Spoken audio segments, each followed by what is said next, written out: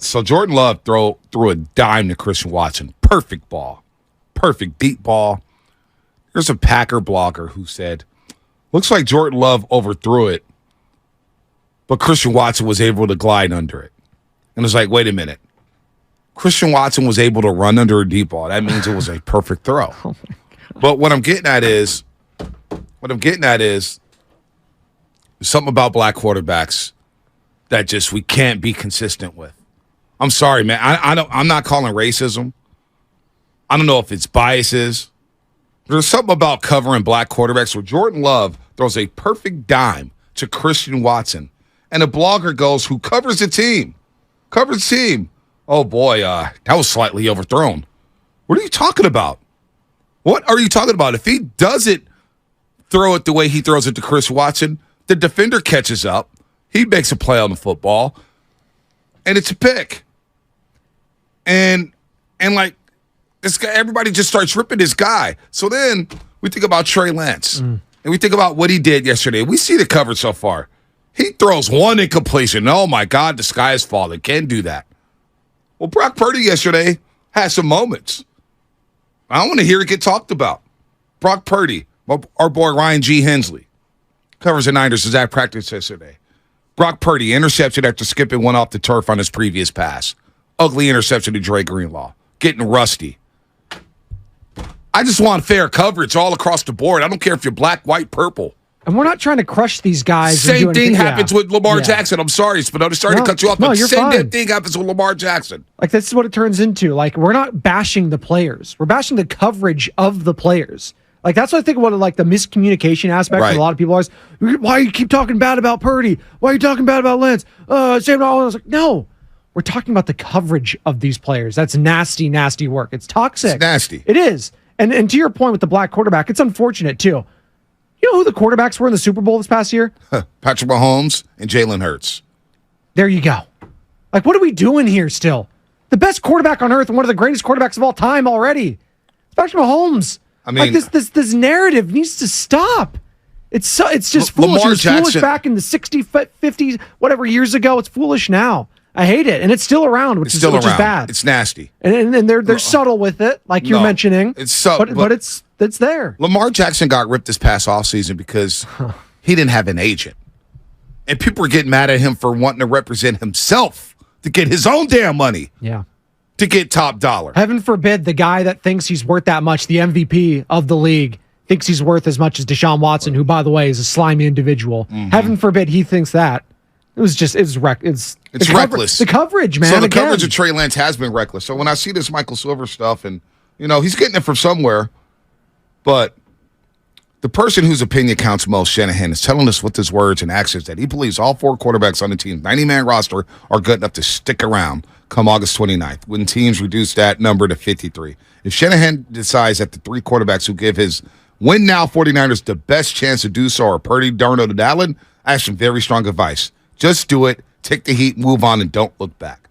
That might mean trading Trey Lance, though his current value is something the Niners front office surely would find depressing, as I read earlier. Worst case, the 49ers could cut Lance. Well, you got the dead money aspect and everything like that, so you got to account for that. But the context when it comes to Trey and everything else, I mean, I watch Jimmy Garoppolo, Spinoza. I go down to those practices. But all he does is win, right? Well, yesterday, Jimmy Garoppolo at Raiders practice, quote, not a good throwing day from Jimmy Garoppolo at Raiders camp today. The emphasis was on third down offense, and it just looked like a struggle outside of a handful of good throws. So he's still not doing good in practice, but he was a winner, Bonte. And that was Vincent Bonsignor, Las Vegas Review-Journal, with that tweet. But again, like we can sit here and just gloss over the fact that a lot of these guys have struggled, but they're winners.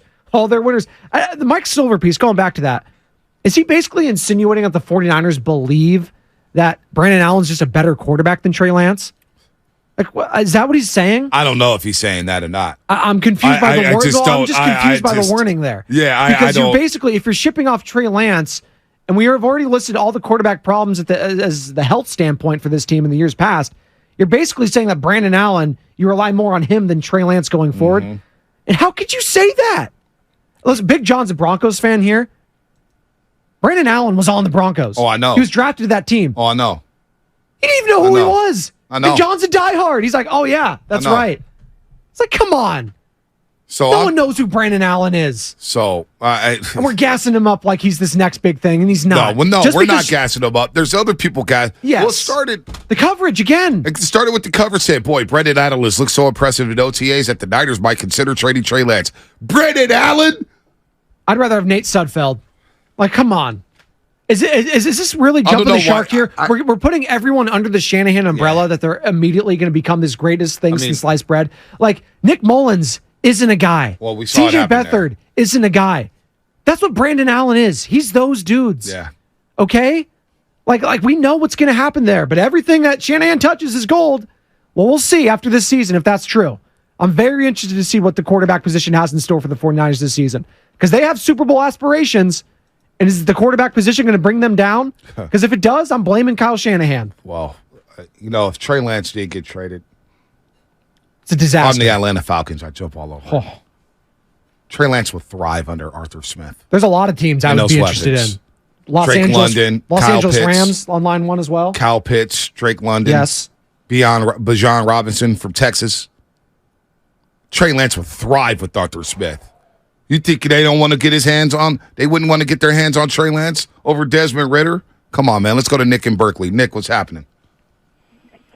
Man, all I know is why. What is the reason we got Trey Lance? So we could have a quarterback that could escape when the play breaks down. Like, how are you going to sit up there and tie the man's hands and feet together and expect him to run around when the play breaks down? Mahomes gets room to improvise, but Shanahan is too rigid with his little system. He needs to be going to his daddy right now and be like, "Daddy, please, can I get some run plays? Give me those run plays that when you had T. Davis killing and crushing people." If our offensive line can't with such a run block team or a pass block team, be both, man. You know what I'm saying? Shanahan needs to get a handle on this and quell the storm. Brandon who?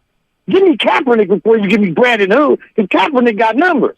I mean, come on, man. This is ridiculous. Trey Lance, look, no quarterback is making it through the regular season, the entirety of it, because there's gigantical monsters on the D-line, man. Vontae, you've seen him in Philly. These guys are monsters, bro. Yeah. They're going to rip they're even getting bigger and bigger every year. So you better have a quarterback that can run a little bit. You better have a quarterback that can take some hits. I mean, Garoppolo got crushed, and finally his little chicken legs gave out. But, other than that, I mean, like, man, come on, man. It's on Shanahan to quell the storm and stop all the speculation. Like, he sees a player, he's like, oh, it's a new shiny toy, and blah, blah, blah. No, dude, he's a scrub, bro. He's nothing. He's a truck. You know what I'm saying? Give me Kaepernick before you give me that cat. This is insulting. Right.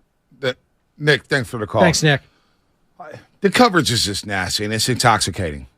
This is going to be a great year of 49ers football, you would hope, with all the pieces that they have, the linebackers, the wide receivers, the D-line, the safeties, the corners. I feel really good about this 49er football team heading into the season. You should. They were just in the NFC Championship game. The coverage is becoming nauseating. And at times it just feels like Trey Lance did something to somebody. The guy's a good kid. It feels eerily similar to the way Jordan Poole got covered last season. It really does.